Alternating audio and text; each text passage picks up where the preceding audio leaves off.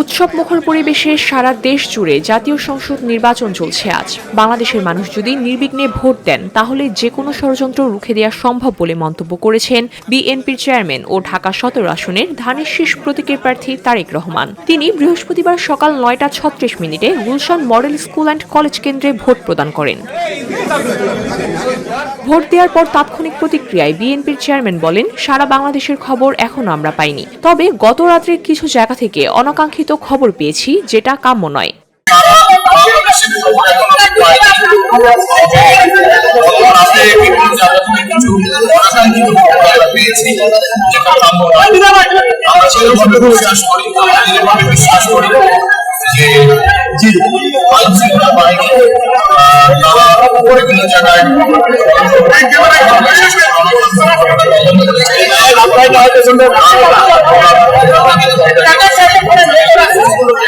আমি ব্যক্তিগতভাবে দৃঢ়ভাবে বিশ্বাস করি বাংলাদেশের মানুষ আজকে সারাদিনে বেরিয়ে এসে ইনশাআল্লাহ এগুলো ষড়যন্ত্র। তারেক রহমান বলেন, আমরা দৃঢ়ভাবে বিশ্বাস করি আইনশৃঙ্খলা বাহিনী অনেক দারুণভাবে সেসব ঘটনা দমন করেছে, যা ভোররাত পর্যন্ত টিভি পর্দায় আমরা দেখেছি।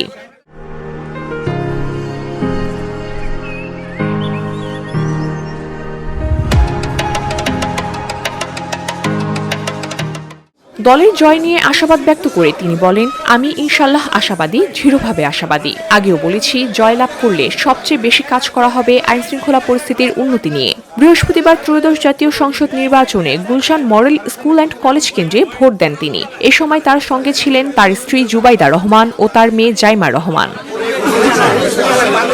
VOD Bangla news desk.